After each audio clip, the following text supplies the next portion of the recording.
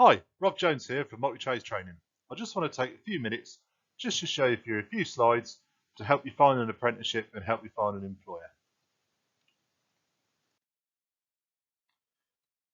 As you can see here, the open job market is around about 20% and the hidden job market is 80%.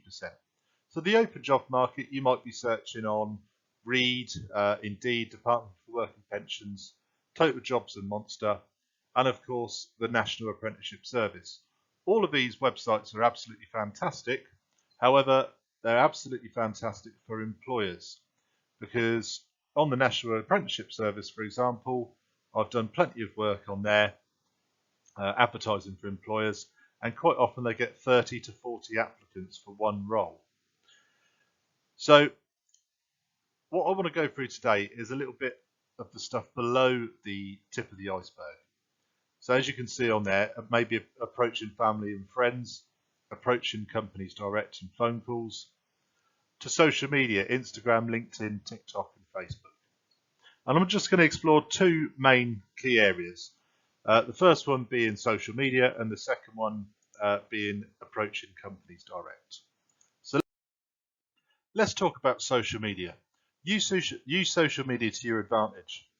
I would imagine most people on a day-to-day basis use an element of social media, whether that's for work, whether that's for chatting with your friends, or whether it's just through flicking through endless amount of TikTok videos of an evening. I know I'm guilty of that one.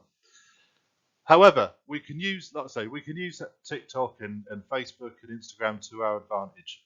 What we can do is, if I'm looking for a job, if I'm looking for an apprenticeship, I could upload a video of myself. I may start by giving a bit of a brief introduction to myself, why I want to be doing a trade. Maybe I've had some work experience before in that trade. Maybe I've helped a family friend at a weekend with the trade. Maybe you've got some photographs, so you may want to show a little video clip of the work that you've produced. Maybe you've done a little bit in college. And then finish it off with a very clear, if you would like an apprentice, then please drop me a DM. Whatever you do, don't give out your personal details on social media. Then, with this video that you've created, post it on as many different social media channels as you can. For example, TikTok is a big one at the moment, obviously. Post it on Instagram. I know a lot of younger people don't use Facebook anymore. However, it is really crucial that you use Facebook because you can use Facebook groups. There's Facebook groups like bricklaying chat in London, carpentry chat in Newbury. There's lots of different Facebook groups that you can go on, add yourself to, and then post your video in. And then finally,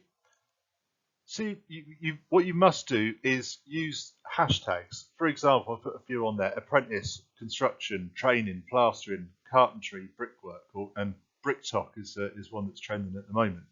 So use your social media, get yourself well presented, give yourself the best possibility, best chance of getting yourself out there. Use your hashtags and post them in as many groups as possible.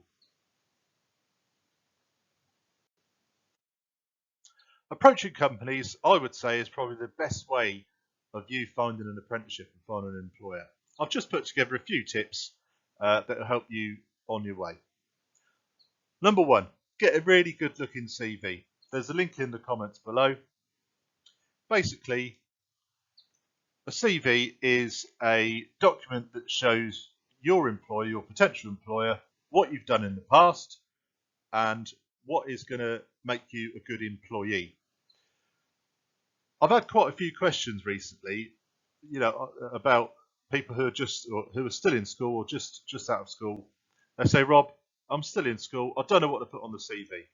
There's a few things you need to include as basics. So you need to put your name, your contact details, potentially, that you're in year 11, you're looking for an apprenticeship at this time. You need to put on there any work experience that you've done. That might be a week's working in Asda for something completely different to construction. However, what that shows your employer is that you have been committed and you've done some work experience. You've been out there in the world of work. You also need to put down anything, even if anything you've done at the weekends or evenings in terms of construction. Have you helped out family, friends? Have you helped out parents? And then finally, put down what hobbies you do. Put down, do you play football? Are you part of a team? You know, because playing football, playing hockey or rugby, it means that you're part of a team and you can work together as a team, which is so important when applying for a job. Be passionate about what you're talking about. Number 2, complete a cover letter.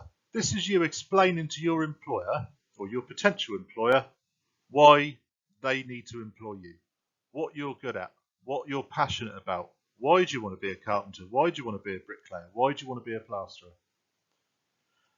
Once you've got those 2 documents, you can go on to Yellow Pages, Google. You can even go on Check a Trade and email those companies. Those email addresses are out in the public domain. You're allowed to email them. Email them with your personal statement, your cover letter and your CV, and a nice little email to as many people as possible. Number 4, print your CV and personal statement off, your cover letter, and hand deliver it to local builders yards and companies. Maybe do 10 to start with. Just drive around or get your parents to drive around or have a walk around your local village or town and go and physically hand them in. And finally, think small companies as well as large. As a training provider, we have more small companies take on apprentices with us than large companies. Large companies tend to subcontract a lot of the work out, whereas the small companies, the ones in your local village and town, they'll be the ones to go for first and then start looking at the large companies later on. Finally, send us your details. We can't guarantee that we can get you an apprenticeship. However, quite often we get employers phoning us up saying, "Hi, I'm based in Reading. Have you got any carpentry apprentices ready to go on your books?" And what I'd love to say is, yes, here's your CV. So, a few things that you need to do: send us your CV, send us your cover letter, and send us your contact details and which trade you would like to do. And there's the email address there. And again, there'll be a link below for you to easily click on it. I've been Rob Jones, Multi Trades Training. See you later. Thank you.